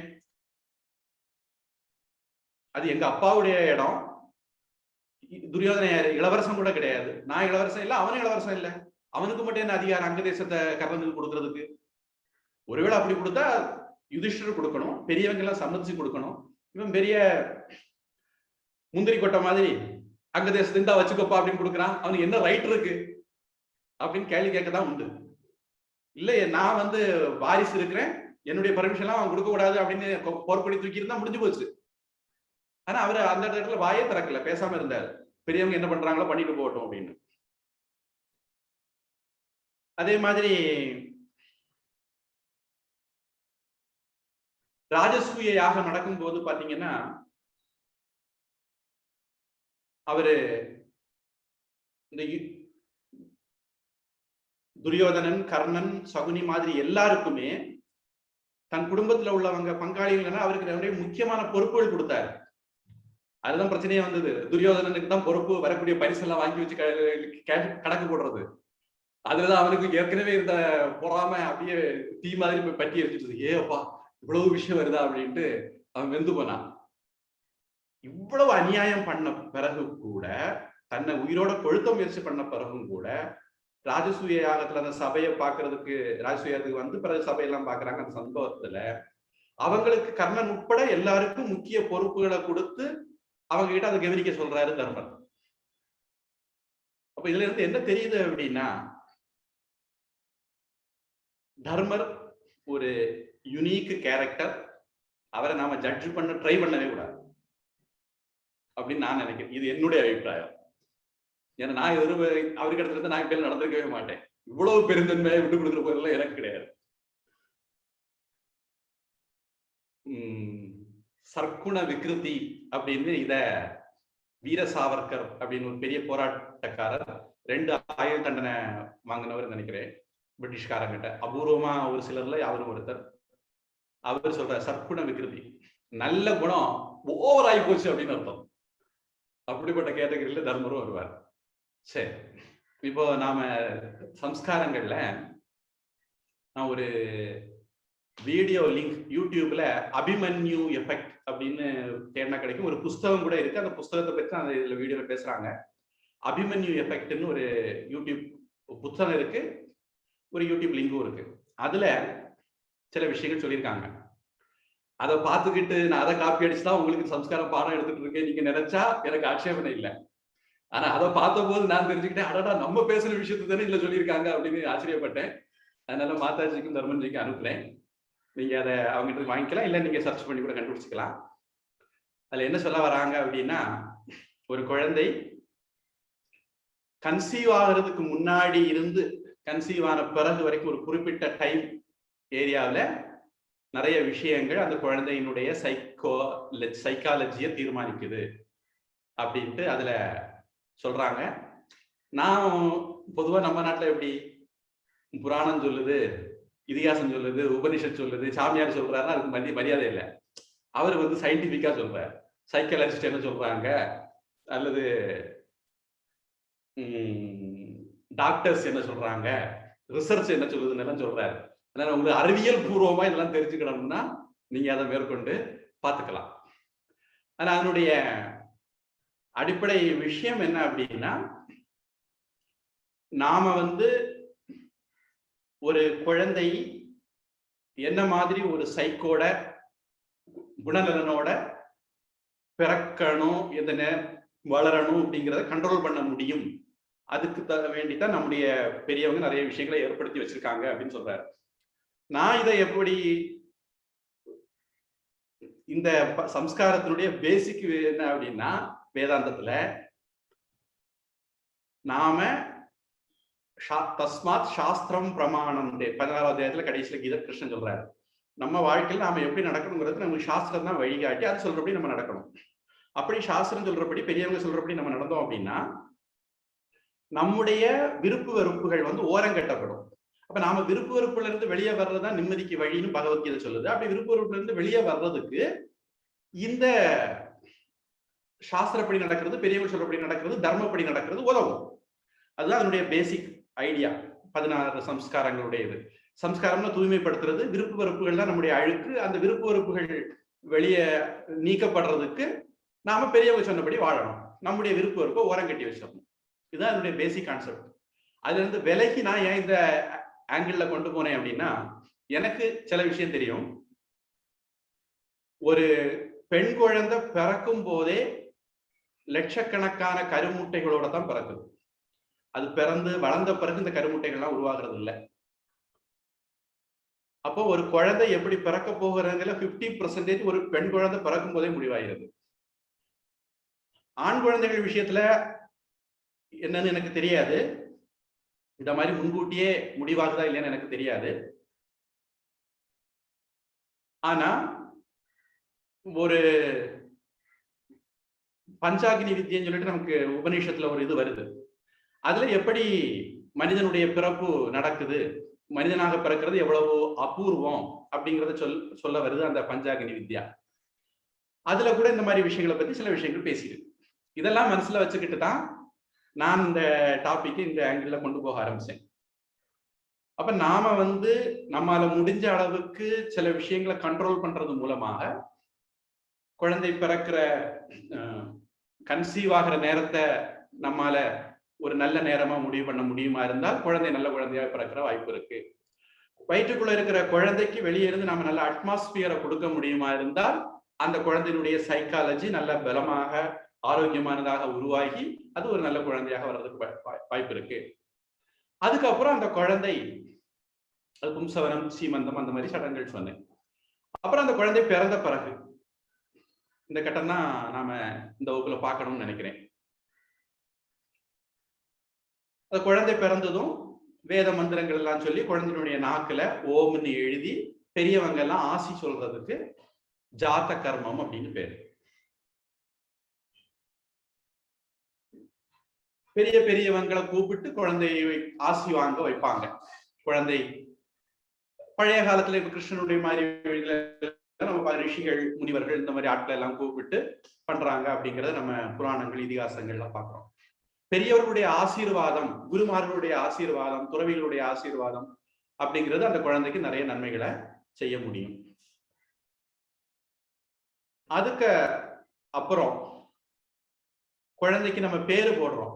பொதுவா பிறந்த 11வது அல்லது 101வது நாள்ல நற்குணங்களுக்கு எடுத்துக்காட்டான பெயர்கள் போடுறதுக்கு நாமகரணம்னு பேர். டங்கு டிங்குன்னு எல்லாம் பேர் போடாம விஷ்ணு சஹஸ்ரநாமத்துல இருந்தோ, லலிதா சஹஸ்ரநாமத்துல இருந்தோ, சிவ சஹஸ்ரநாமத்துல இருந்தோ உங்களை மாதிரி ஆட்களுக்காக எழுதி வச்சிருக்காங்க. குறிப்பா இந்த கூகுள் நாரதத்தை போய் கேட்டக்கூடாது. அதை பத்தி கூட ஒரு இது நான் மாதாஜிக்கு அனுப்பினேன்னா எனக்கு ஞாபகம் இல்லை. நான் பார்த்தேன் எப்படியெல்லாம் பேரு இன்டர்நெட்ல போட்டிருக்காங்க. அந்த பேர்லாம் எப்படிப்பட்ட அபத்தம்னே ஒரு ஆள் பேசியிருக்காரு. எப்படி குழந்தைகளுக்கு பேர் வைக்க கூடாதுன்னு பேசியிருக்காரு. ஏன்னா இன்டர்நெட்ல பார்த்து பேர் வைக்கிற நோய் நமக்கெல்லாம் தொத்தி இருக்கு. எண்கணிதம் பார்த்து பேர் வைக்கிற நோய் நமக்கெல்லாம் தொத்தி இருக்கு. இதெல்லாம் பெரிய அபத்தம்னு என்னுடைய அபிப்பிராயம். என்னுடைய எக்ஸ்பீரியன்ஸ் எனக்கு அதான் சொல்லுது. குழந்தைக்கு இந்த எழுத்துலதான் பேர் எழுதணும், ஏன்னா பஞ்சாங்கத்துல போட்டிருக்கு நாம எழுத்து அப்படின்னு. இதெல்லாம் ஹம்பக்கு நான் எப்படி புரிஞ்சுக்கிட்டேன்னா, என்கிட்ட இந்த மாதிரி ஆசாமி எல்லாம் வருவாங்க, சாமி இந்த பிள்ளைக்கு பேர் போடணும், இந்த எழுத்துலதான் ஆரம்பிக்கணும் பாத்துக்கங்க அப்படின்னு. நான் டிக்ஷனரிய முழுக்க தலைகீழா புரட்டாலும் அந்த எழுத்துல ஆரம்பிக்கிற ஒரு வார்த்தையே இருக்கு, அப்புறம் இல்ல பேர் வைக்கிறது. எல்லா எழுத்துலையும் வார்த்தைகள் ஆரம்பிக்கிறது. அதனால அந்த நாம எழுத்துக்கள் போட்டிருக்கிற இடத்துல பல எழுத்துக்கள் முதல் எழுத்தா வராது. பேர் தமிழ்லயும் வராது, சம்ஸ்கிருதத்திலயும் வராது. அதனால நீங்க அப்படி ஒரு பேர் கண்டுபிடிக்கவே முடியாது ஜென்மத்துல. பேர் பிள்ளை வந்து பேர் இல்லாத பிள்ளையா பிச்சையா தான் இருக்கணும். சிவபெருமான் மாதிரி ஏதோ நாயன்மார் சொல்றாரு, பேரில்லா பிச்சை எனக்கு அப்படின்ட்டு. இந்த பேரில்லா பிச்சையா தான் உங்க பேர் பிள்ளையும் இருக்க முடியும், சிவபெருமான் மாதிரி. அதனால அந்த பைத்தியத்தை விட்டுருங்க. பஞ்சாங்கத்துல என்ன போட்டிருக்குன்னா, இந்த நட்சத்திரத்துல குழந்தை பிறந்தால் அந்த குழந்தைக்கு இன்ன தேவதை, இந்த நட்சத்திரத்தினுடைய வடிவம் இன்னது, இந்த நட்சத்திரத்துக்கு இன்ன பறவை, இன்ன மிருகம், இன்ன மரம், இப்படி இன்ன இன்ன இன்னன்னு சொல்லிட்டு போற வரிசையில இன்ன எழுத்துன்னு சொல்லி, அவ்வளவுதான். பஞ்சாங்கம் இவ்வளவுதான் சொல்லுது. இந்த எழுத்துலதான் பேர் வைக்கணும்னு எனக்கு தெரிஞ்சு பஞ்சாங்கம் சொல்லல. அப்படி சொன்னா அந்த பஞ்சாங்கம் எழுதுனவன் பைத்தியக்காரன். ஏன்னா உலகத்துல எந்த பாஷையிலயும் அந்த எழுத்துல ஆரம்பிக்கிற பேரே கிடையாது. முக்கியமா இது தமிழ், நம்ம நாட்டில் உள்ளது பஞ்சாங்கம். நம்ம நாட்டுல எந்த மொழியிலயும் அந்த எழுத்துக்களை பேர் ஆரம்பிக்கிறது கிடையாது. ஆனா இது நம்முடைய புரிந்து கொள்ளுதல உள்ள கோளாறு. பொதுவா குழந்தைகளுக்கு பகவான் பேர் தான் வைப்பாங்க. எங்க ஊர்ல கொஞ்சம் பேர் இருக்காங்க, பிள்ளைமார்னு சொல்லுவாங்க. அவங்க என்ன பண்ணுவாங்கன்னா, தாத்தா பேரை பையனுக்கு வச்சுருவாங்க. உதாரணத்துக்கு மகாதேவன் தாத்தா பேருனா பையனுக்கு மகாதேவன் வச்சுருவாங்க. பையன் என்ன பண்ணுவான், அவருக்கு பையனுக்கு அவங்க அப்பா பேரை வச்சுருவான். இப்படி தலைமுறை தலைமுறையா அப்பா பேரு தாத்தா பேரு வச்சுக்கிட்டே இருப்பாங்க. அப்போ பொதுவாக அதுக்கு முன்னாடி தாத்தா பேரெல்லாம் பகவான் பேரா தான் இருக்கும். அது போயிட்டே இருக்கும். மகாதேவன் சுப்பிரமணியம், மகாதேவன் சுப்பிரமணியம் போயிட்டே இருக்கும். பொதுவா பகவான் பேரு தான் பிள்ளைகளுக்கு வைக்கணும். அஜாமிளன் ஒரு கதையை கதை சொல்றேன்னு சொன்னேன். நான் நினைக்கிறேன் இந்த சூழ்நிலையே அதை சொல்லிடலாம்னு நினைக்கிறேன். அஜாமிளன் ஒரு ஆசாமி இருந்தான். அவனுக்கு ஆன்மீக பக்கம் எந்த நாட்டமும் கிடையாது. உலகியல தான் ரொம்ப ஈடுபாடு. அதனால இந்த குசேலன் மாதிரி நிறைய பிள்ளை பெற்றா, 10 பிள்ளைகள் பெற்றான். 10வது பிள்ளைக்கு பேர் நாராயணன். என்னமோ அவனை தெரியாம அந்த பிள்ளைக்கு நாராயணன் பேரை வச்சுட்டான். கடைக்குட்டி பிள்ளையாச்சா, எப்பவுமே வீட்டுல கடைக்குட்டி பிள்ளைகளுக்கு மேல அப்பா அம்மாவுக்கு ரொம்ப பிரியம் இருக்கும். பிரியம் இருக்கோ இல்லையோ, மூத்த பிள்ளைகளுக்கு எல்லாம் அப்படிதான் கம்ப்ளைண்ட். அம்மா அப்பா எப்பவுமே தம்பியை தான் கவனிக்கிறாங்க, தங்கச்சியை தான் கவனிக்கிறாங்க அப்படின்னு. சரி, அப்போ இந்த அஜாமிளன் ஒரு நல்ல காரியம் பண்ணது கிடையாது, வாழ்க்கை ஒன்றும் சரி கிடையாது. அதனால அவன் சாக கிடக்கும் போது யம தூதர்கள் வந்தாங்க.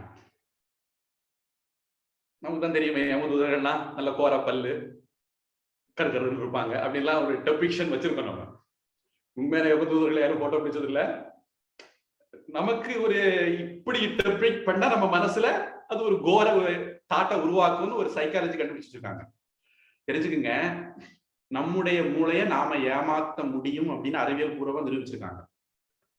அதுக்கு நிறைய உதாரணம் சொல்ல முடியும். ஒரு இது வந்து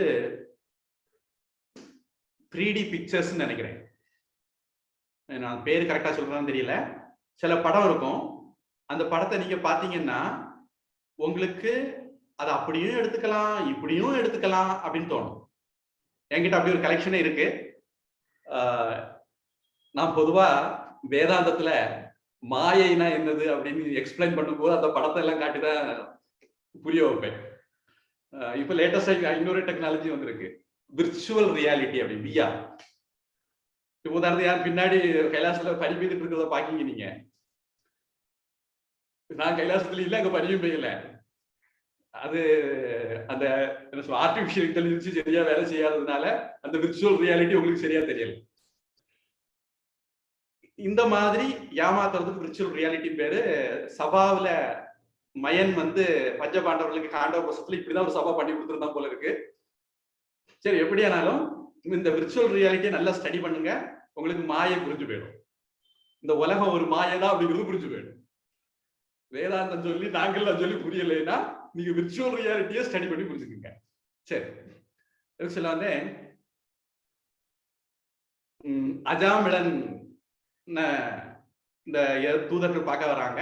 அவங்க தூதர்கள் ஒரு டெபிக்ஷன் வச்சிருக்கிறோம். அதுக்கு காரணம் என்னன்னா, நம்ம மூளையை எப்படி ஏமாத்துறதுன்னு ஒரு டெக்னாலஜி இருக்கு. நான் அதை பத்தி கூட ஹிஸ்டரி டிவில ஒரு சின்ன சீரீஸ் பார்த்தேன். எனக்கு அந்த தலைப்பு ஞாபகம் இல்லை. How to deceive your brain, அந்த மாதிரி தான் ஒரு தலைப்பு. அதுல இந்த மாதிரி விஷயங்களை அரேஞ்ச் பண்ணி பார்க்க வச்சா அந்த ஆள் கண்டிப்பா தப்பா தான் அதை புரிஞ்சுக்குவாரு, கன்சீவ் பண்ணுவாரு. மூளை அப்படி தப்பா தான் புரியும்னு நிரூபிச்சிருக்காங்க. எனக்கே கூட ஒரு கணக்கு இப்ப ஞாபகம் இல்லை, ஒரு கணக்கு தெரியும்.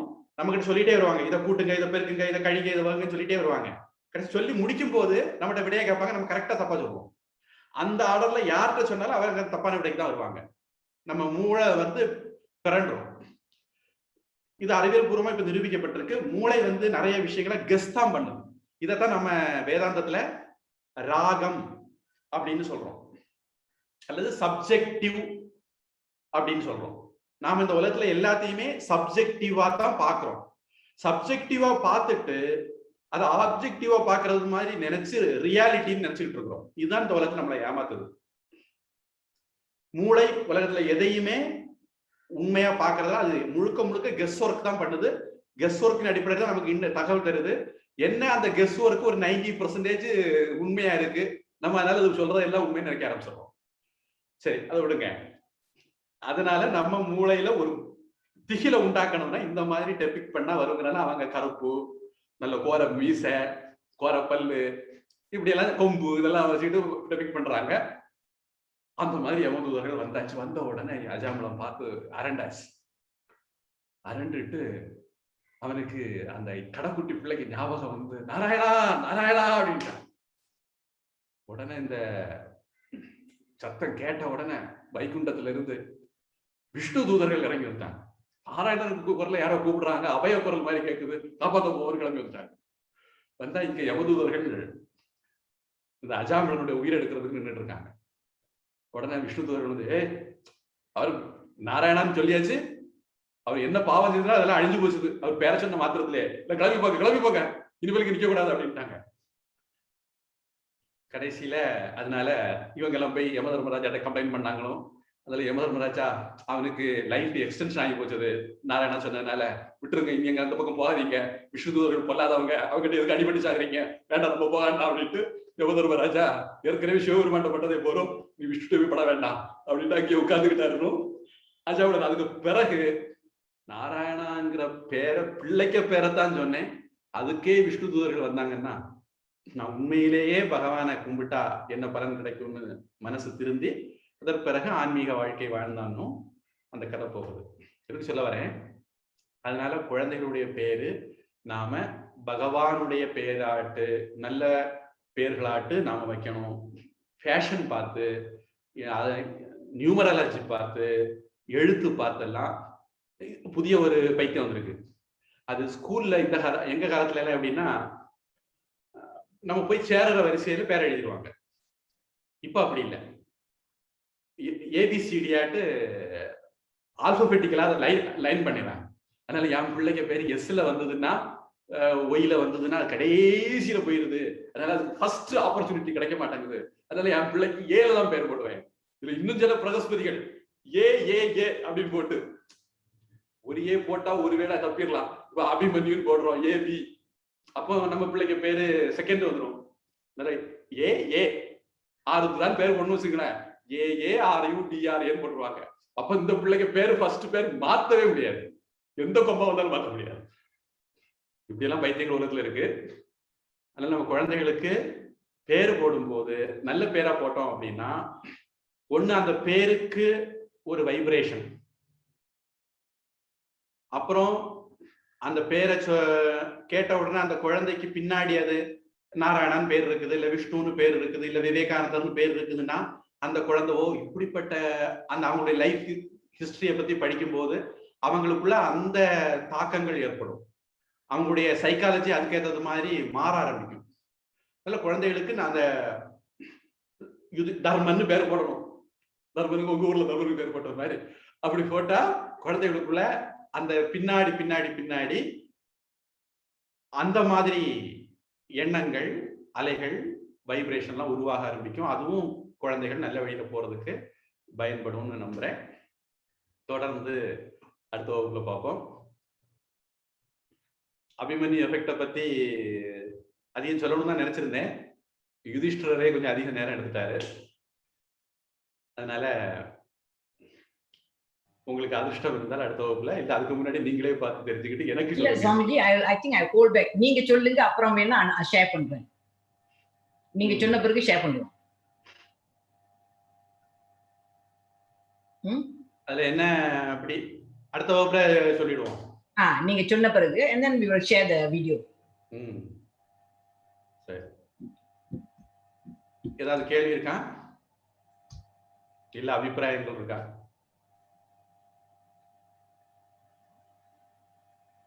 சுபாஸ்ரீ, ஸ்வாஸ்திகா, தனசேகரன் கதையில ஒண்ணு முடிஞ்சது. அஜாமன் டிக் பண்ணிக்கங்க. பிறகு சொல்லி ஒண்ணு சொல்லியாச்சு. சுவாமிஜி வணக்கம். ஹரியோம். ஹரியோம். இப்ப இந்த கோயிங் பேக் டு மகாபாரதா, அவங்க எல்லாரும் சொர்க்கத்துக்கு நடந்து போறாங்க நீங்க சொன்னீங்க. ஆமா.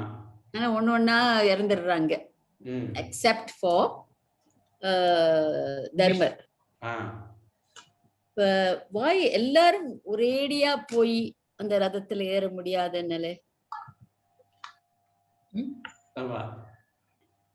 அதுக்கு பீமனே ரீசன் கேக்குறான். அதுக்கு தர்மபுத்திரர் சொல்றாரு, இன்னென்ன காரணத்தினால அவங்க எல்லாம் இடையில டிராப் ஆயிட்டாங்க அப்படின்னு. அதுக்கு காரணம் இருக்கு. சரி, கேட்டதுனால இப்பவே சொல்லிடுவோம். திரௌபதிக்கு 5 கணவர்களையும் அவ சமமா நினைக்கல. அர்ஜுனன் தானே அவளை ஜெயிச்சது. மற்றபடி அவ பிறந்ததே அர்ஜுனனை திருமணம் பண்றதுக்காக வேண்டிதான். அர்ஜுனனுடைய போர் திறமையை பார்த்து அவனுக்கு திருமணம் பண்ணி வைக்கணும்னு நினைச்சுதான் துருபத ராஜா திரௌபதியே யஜ்ஜத்தின் மூலமாக உண்டாக்குறாரு.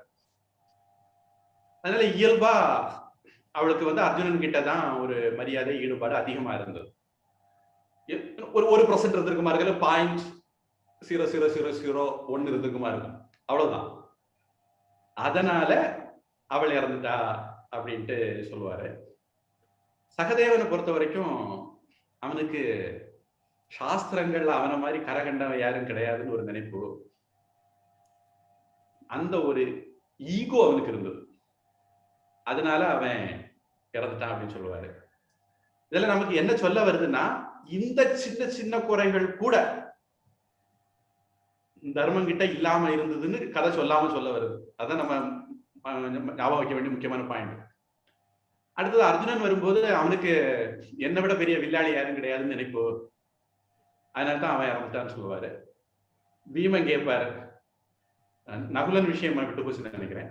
நகுலன் விஷயம் வரும்போது சொல்லுவாரு, அவனுக்கு தன்னை போல வேற அழகன் கிடையாதுன்னு ஒரு நினைப்பு, அதனால்தான் அவன் இறந்து போறான் அப்படின்ட்டு. பஞ்சபாண்டவல நகுலன் தான் அழகு. அப்புறம் பீமன் கேட்பான், ஏன்னா நான் ஜாவ போறதே இருக்கு அப்படின்னு. யுதிஷ்டர் சொல்லுவாரு, உனக்கு நீ பெரிய பலசாலின்னு எண்ணம், அதனால்தான் நீ சாகர அப்படின்ட்டு. இந்த மாதிரி ஒரு எள்ளளவு கூட இவங்களுக்குள்ள கர்வம் ஒரு எள்ளளவு இருந்திருக்கும். அந்த எள்ளளவு கர்வம் கூட நான் தர்மத்தை கடைபிடிக்கிறவன் அப்படிங்கிற எண்ணம் கூட தர்மருக்கு இருந்தது இல்லை போல இருக்கு. அதனால அவரு சொர்க்கத்துக்கு அழைத்து கொள்ளப்படும். ஆனா மற்றவங்களும் சொர்க்கத்துக்கு தான் போனாங்க. அது பிறகு அவரை போய் எல்லாம் பார்ப்பாரு. ஆனா இந்த யாத்திரையில அவங்க எல்லாம் டிராப் ஆகுறாங்க.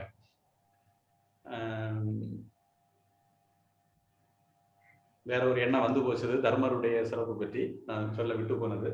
சரி, மறுபடியும் ஞாபகம் வரும்போது சொல்லிக்கலாம். இதுதான் அதுக்கு காரணம். ப்ளீஸ். ஹரி ஓம் சுவாமிஜி. ஹரி ஓம். நன்றி சுவாமிஜி. நன்றிமா. இது யாரு கேக்குறீங்க பேசுறீங்கன்னு எனக்கு தெரியல. யாரு கேள்வி கேட்டது? மிருணாளினி. நீங்க தான் யுதிஷ்டரை பத்தி போனதே கேள்வி கேட்டீங்கன்னு நினைக்கிறேன். ஆமா. சரி. ஹரி ஓம் சுவாமிஜி. ஹரி ஓம். யார் அது? உங்க வீடியோல எனக்கு முகெல்லாம் தெரியல. நீங்க என்ன விடை பெறுவதற்காண்டி ஹரி ஓம் சொன்னீங்களா இல்ல கேள்வி கேட்கறதுக்காண்டி சொன்னீங்களா?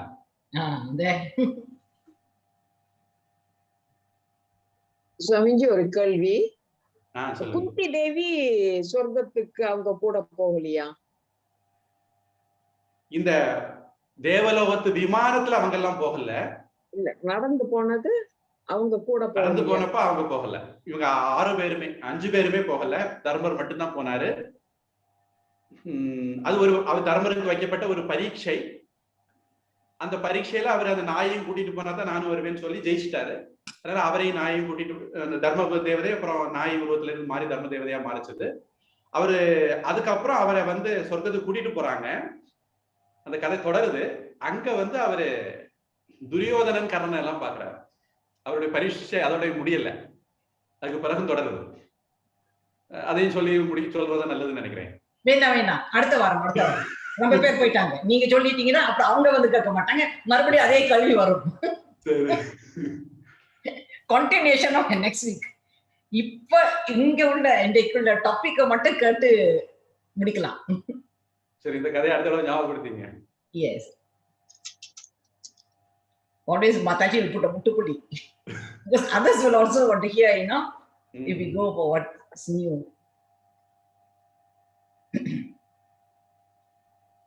Okay, any more questions?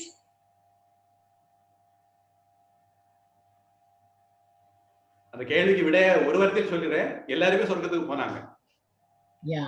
ஒரு சின்ன டிராமாவுக்கு பிறகு எல்லாரும் சொர்க்கத்துல ஒண்ணாவாங்க. So Selvarani, you'll be able to sleep today nicely. Everyone will go to சொர்க்கம். No doubt. அப்படி இருக்கு சாஸ்திரத்துல. நீங்க பகவத்கீதை படிக்கிறீங்க, உபனிஷத் படிக்கிறீங்க, ஏதாவது நல்ல காரியம் பண்றீங்க. எல்லா நல்ல காரியங்களுக்கும் சொல்லப்படாத பலன் என்னன்னா சொர்க்கம் போறது.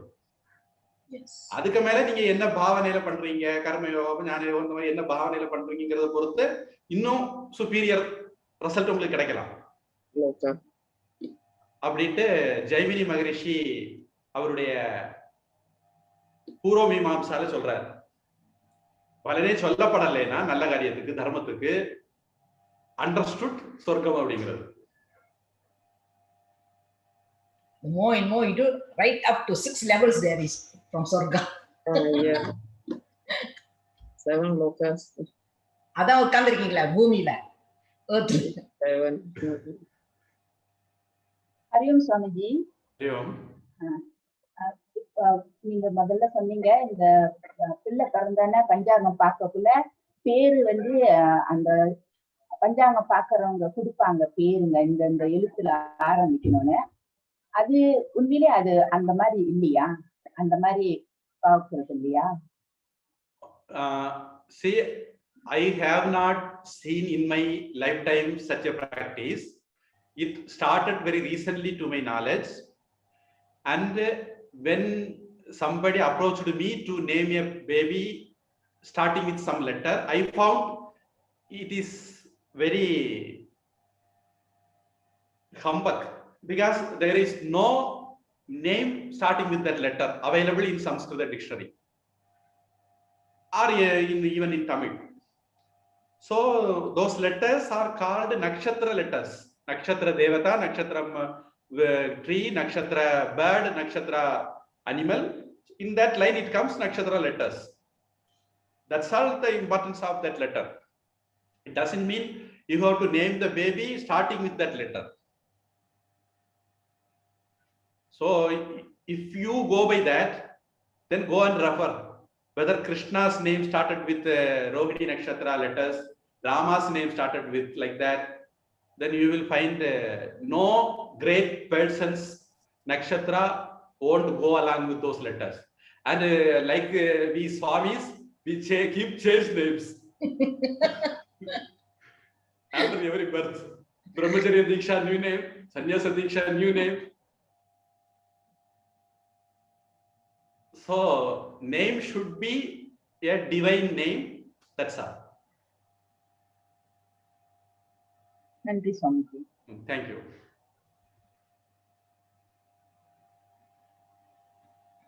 It should invoke a good thoughts, noble thoughts in the child's mind whenever it hears the sound. Of course, in our mind also. So the name should be in such a way.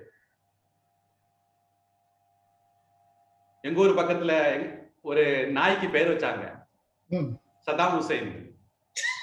அந்த டைம்ல Saddam Hussein சண்டை நடந்துட்டு இருந்தது.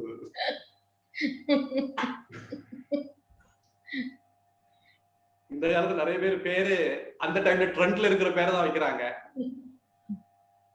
சில பிரகஸ்பதிகள் இந்த மாதிரி கூட வைக்கிறது.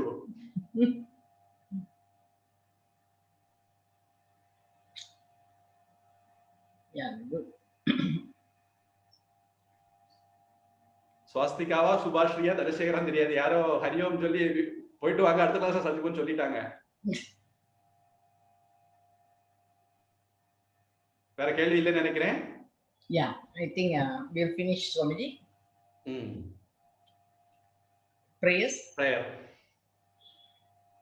ஓம் வான்முகில் வழாது பெய்க மலிவளம் சுரக்க மன்னன் கோன்முறை அரசு செய்க குறைவிலாது உயிர்கள் வாழ்க நான்மறை அறங்கள் ஓங்க நற்றவம் வேள்வி மல்க மேன்மைக்குள் சைவ நீதி விளங்குக உலகமெல்லாம் வாழ்க அந்தணர் வானவரானினம் வீழ தன்புனல் வேந்தனும் ஓங்குக ஆழ்க தீயதெல்லாம் அரண்நாமமே சூழ வையகமும் துயர் தீர்கவே. ஹரிஹி ஓம் தத்சத். சர்வம் பிரம்மார்ப்பணமஸ்து. ஸ்ரீ கிருஷ்ணார்ப்பணமஸ்து.